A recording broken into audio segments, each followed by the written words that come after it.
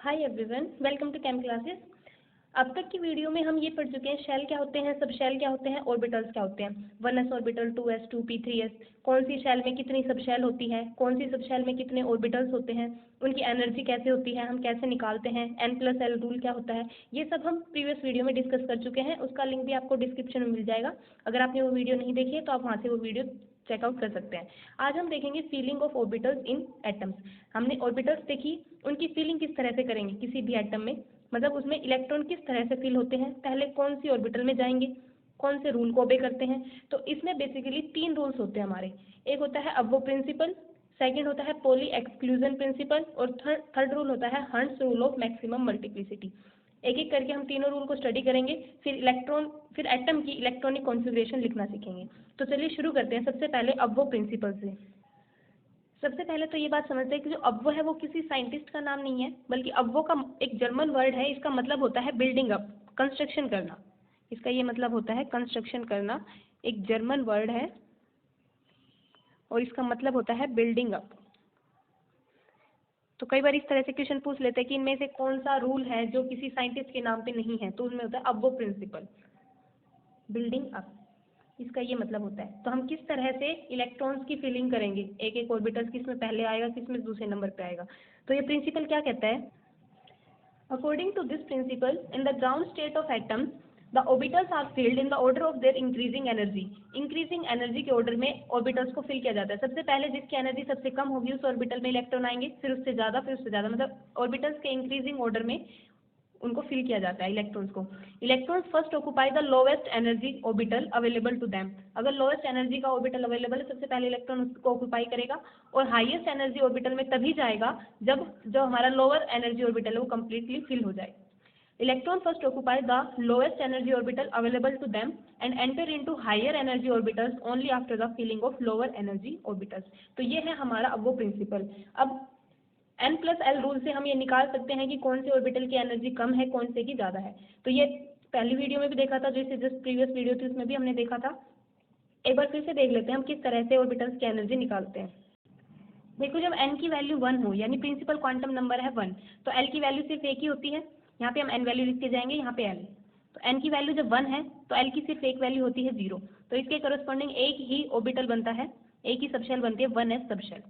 1s subshell और इसमें 1s में एक ही ऑर्बिटल होता है, तो 1s। तो इसका जो एनर्जी होगी वो n+l रूल से निकालेंगे। n+l क्या हो गया, इसका 1 + 0 यानी 1। फिर जब n की वैल्यू हो 2, तो l की दो वैल्यूज हो सकती है, 0 और 1। l की दो वैल्यूज हो सकती है, कैसे निकालते हैं हम, 0 to n - 1।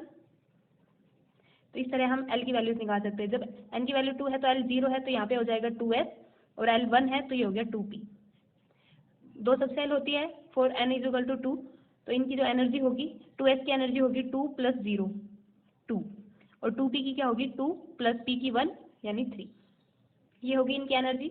जब n की वैल्यू हो 3, n की वैल्यू 3 हो तो l की तीन वैल्यूज हो सकती हैं, 0 1 एंड 2। उसके करस्पॉन्डिंग हमारे ऑर्बिटल्स हो जाएंगे 3s 3p and 3d। l की वैल्यू 2 के लिए d, 1 के लिए p एंड 0 के लिए s। तो इसमें n+l रूल लगाएंगे, 3 + 1 सर 3 + 0 ये हो गया 3, इसकी वैल्यू होगी 3। 3 + p यानी 3 + 1 4, 3 + 2 5, ये इनकी होगी n+l रूल। n+l रूल से हम एनर्जी निकालते हैं, तो सबसे कम किसकी है इसमें, 1s की। हम अगर इसमें एनर्जी देखने लगे यहाँ से, तो सबसे कम किसकी है, 1s की एनर्जी, फिर उसके बाद 2s की। अब देखो, जो 3 वैल्यू है वो दो के करस्पॉन्डिंग है, 2p और 3s। तो जब n+l वैल्यू सेम हो जाए तो उस केस में हम n देखते हैं, जिसकी n वैल्यू कम होगी उसकी एनर्जी कम होगी। तो 2p और 3s के केस में n वैल्यू 2p की कम है, तो यहाँ पे आ जाएगा 2p और फिर 3s। इस तरह से देखो, ये 4 5, तो ये आ जाएगा 3p, और 3p के बाद आता है 4s। जब आप 4s निकालोगे तो 4s, ये सब हम प्रीवियस वीडियो में देख चुके हैं किस तरह से आएगा। 4s का भी 4 ही आएगा, और जो 3d है उसका 5 आता है, तो ये 3d यहाँ पे आएगा 4s के बाद 3d। तो इनका एक ट्रिक से हम देखते हैं कि एनर्जी कैसे निकाल सकते हैं। अब आप एग्जाम में लिखने तो नहीं बैठोगे कि सबके n+l वैल्यू देख रहे हो, फिर उनको अरेंज कर रहे हो उनके इंक्रीजिंग ऑर्डर में। एक ट्रिक से हम देखते हैं कि हम किस तरह से इनकी एनर्जी को अरेंज कर सकते हैं इन इंक्रीजिंग ऑर्डर। उसके लिए क्या करते हैं, हम यहाँ पे ऑर्बिटल्स की लिखते हैं। देखो, 1s का 1s होता है सिर्फ, और कोई नहीं होता, तो ये पूरी लाइन ऐसे छोड़ दी। 2 के केस में जब n की वैल्यू 2 हो तो 2s होता है और 2p होता है, ये लिख लिया। 3 के केस में 3s होता है, 3p होता है, 3d, 3 ऑर्बिटल्स होते हैं। 4 के केस में 4s, 4p, 4d and 4s, 4 होते हैं। 5 के केस में 5s, 5p, 5d, 5s और 5g भी होता है, वो लिखने की नीड नहीं है क्योंकि अब तक इतने एटम्स डिस्कवर नहीं हुए जिनमें 5g सब शेल भी पाई जाए। तो आगे देखते हैं, देखो 6 के केस में 6x, 6p, 6d, 6s। 7 के केस में लिख लिया 7s, 7p, 7d, 7s। इस तरह से हमने लिख लिया। देखो इनकी एनर्जी हम कैसे अरेंज करेंगे, अब increasing order of their energy कैसे अरेंज करेंगे, उसके लिए इनको डायगनली कट करना शुरू करते हैं। डायगनली कट करना शुरू करेंगे, सबसे पहले कट हुआ 1s हुआ, उसके बाद 2s कट हुआ, उसके बाद पहले 2p और फिर 3s, ये एक साथ कट हुए, फिर 3p, 4s। तो हम यहाँ पे लिखते जाएंगे, सबसे पहले 1s कट हुआ, उसकी एनर्जी सबसे कम, इनकी एनर्जी है ये, फिर 2s, then 2p, 3s, 3s के बाद कौन कट हुआ है 3p, और 3p के बाद 4s, उसके बाद 3d, फिर 4p, फिर 5s, यानी 3d, 4p, 5s, उसके बाद 4d, 5p, 6s, 4d, 5p, 6s, उसके बाद देखोगे तो 4f, 5d, 6p, 7s, 4f, 5d, 6p, 7s, इस तरह से। तो ऐसे हम एनर्जी को इनको हमने ये इंक्रीजिंग ऑर्डर ऑफ एनर्जी में अरेंज कर दिया इन सब शेल्स को, इंक्रीजिंग ऑर्डर ऑफ एनर्जी। तो ऐसे एक बार सभी ऑर्बिटल्स को, सभी सब शेल को ऐसे लिख के हम उनको ऐसे डायगनली कट करके देख लेंगे। जो सबसे पहले कट होगा उसकी एनर्जी सबसे कम होगी, फिर 2s, 2p, 3s, 3p, 4s, 3d, 4p, 5s, इस तरह से होती है। 5p ऐसे ये पाई नहीं जाती, इसके बाद आ जाता है 6d, 7p। यहाँ तक भी कर लो आप, 7s तक उतना काफ़ी है, यहाँ तक कर लो उतना भी काफ़ी है आपके लिए 11th के सिलेबस के अकॉर्डिंग। तो ये हो गया हमारा अब वो प्रिंसिपल के अकॉर्डिंग कि अब वो प्रिंसिपल क्या कहेगा, जिसकी एनर्जी सबसे कम इलेक्ट्रॉन सबसे पहले उसमें एंटर करेंगे। तो सबसे पहले 1s में एंटर करते हैं, ये कंप्लीटली फिल हो जाए तो 2s में एंटर करेंगे, ये कंप्लीटली फिल हो जाएगा तो 2p में, देन 3s, 3p, 4s, इस तरह से इलेक्ट्रॉन की फिलिंग चलती है। नेक्स्ट हम देखते हैं पॉली एक्सक्लूजन प्रिंसिपल। उसमें हमें ये पता चलेगा कि कौन से ऑर्बिटल में कितने इलेक्ट्रॉन्स आते हैं। पॉली एक्सक्लूजन प्रिंसिपल जो है वो दिया था ऑस्ट्रियन साइंटिस्ट वोल्फ्गैंग पॉली ने 1926 में। क्या कहता है ये प्रिंसिपल, ये कहता है no two electrons in an atom can have the same set of 4 quantum numbers. एक एटम के किन्हीं भी 2 इलेक्ट्रॉन्स का जो 4 क्वांटम नंबर का सेट है वो सेम नहीं हो सकता। 4 क्वांटम नंबर कौन से हैं, एक होता है प्रिंसिपल क्वांटम नंबर जिसको हम n से रिप्रेजेंट करते हैं, एजिमुथल क्वांटम नंबर l से रिप्रेजेंट करते हैं, मैग्नेटिक क्वांटम नंबर ml से, and spin quantum number ms से। तो ये 4 क्वांटम नंबर का सेट 2 इलेक्ट्रॉन्स का, एक ही एटम के 2 इलेक्ट्रॉन्स का ये 4 क्वांटम नंबर का सेट सेम नहीं हो सकता। अगर 3 भी सेम हो गए तो जो 4th वन होगा वो डिफरेंट होगा, मतलब कि चारों सेम नहीं हो सकते, ये कहा था इस प्रिंसिपल ने। और दूसरी बात इसने कही थी ओनली 2 इलेक्ट्रॉन्स में exist in the same orbital. एक ऑर्बिटल के अंदर सिर्फ 2 इलेक्ट्रॉन एग्जिस्ट कर सकते हैं और उन दोनों की जो स्पिन होती है वो अपोजिट स्पिन होती है।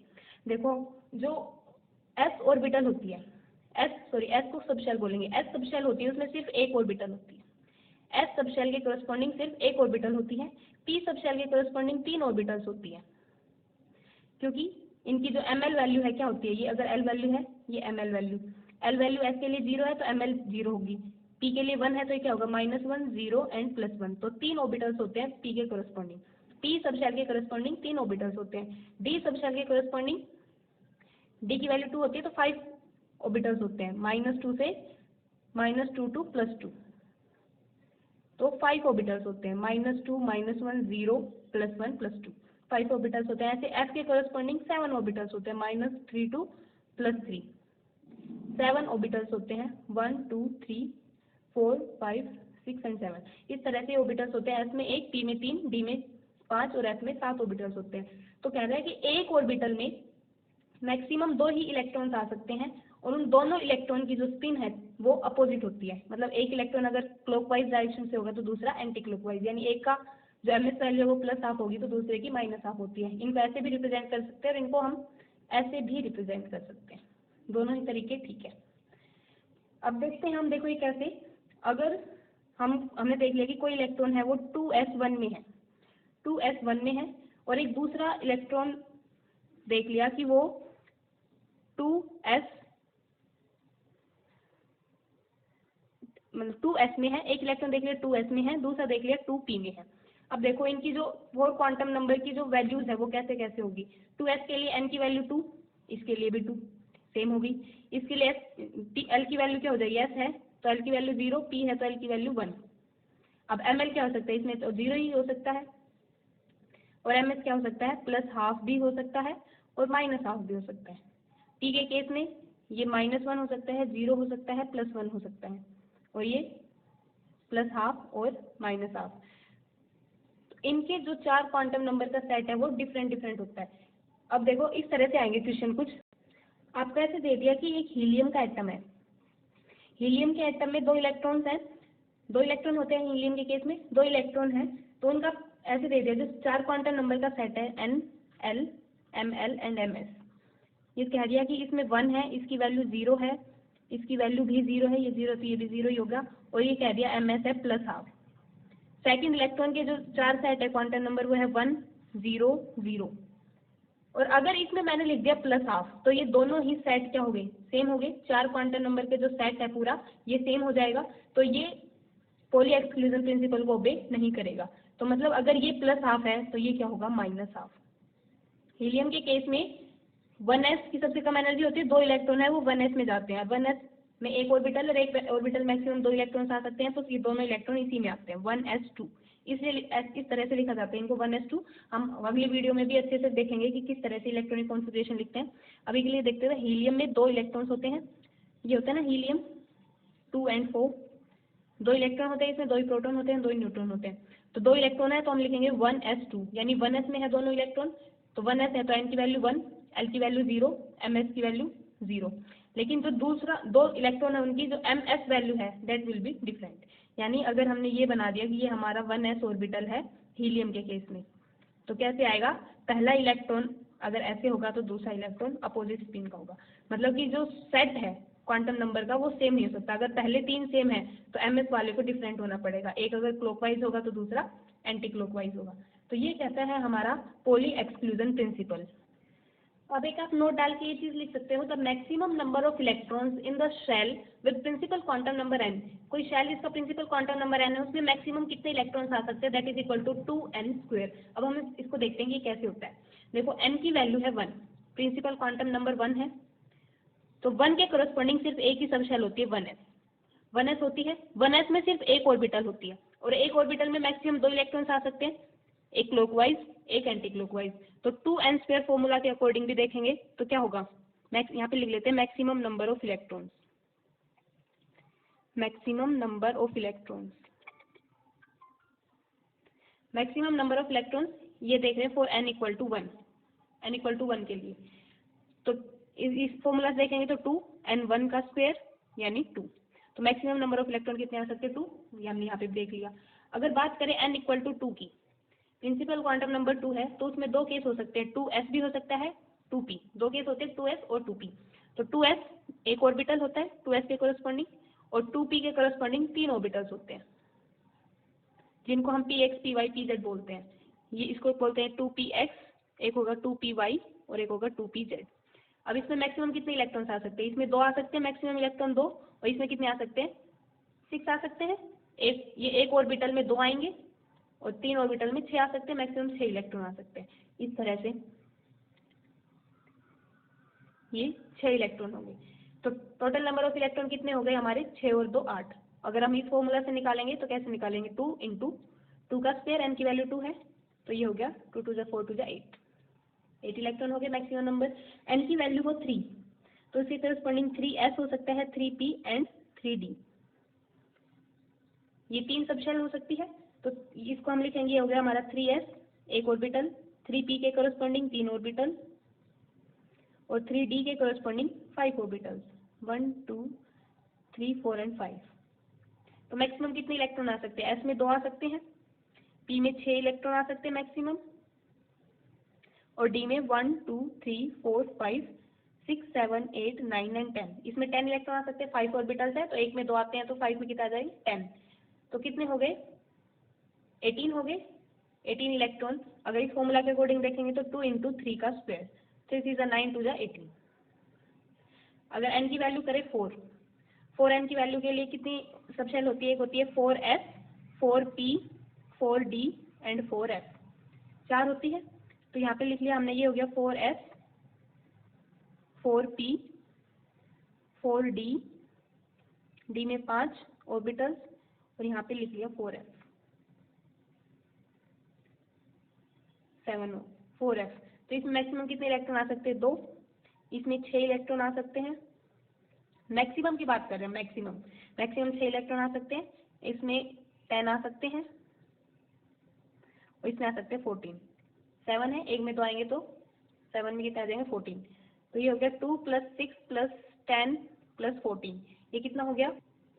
ये हो गया 2 + 6 8 एंड 10 18, 18 एंड 14, 18 एंड 14 ये हो जाएंगे 32, 32 हो गए। इसके अकॉर्डिंग देखेंगे तो 2 × 4 का स्क्वायर, 4 4 जा 16, 16 2 जा 32।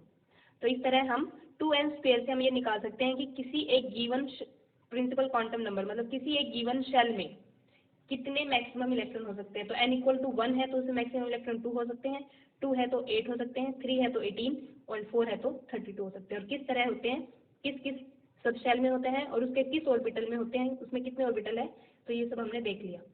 अभी हम इतना ही करते हैं। जो नेक्स्ट हमारा प्रिंसिपल है hertz rule of maximum multiplicity, वो हम नेक्स्ट वीडियो में देखेंगे, और उसके बाद सारी इलेक्ट्रॉनिक कॉन्फ़िगरेशन करके देखेंगे कि एटम्स में हम किस तरह से इलेक्ट्रॉन्स की फिलिंग करते हैं इन 3 रूल्स के बेसिस पे। आज के लिए इतना ही। Thank you so much for watching.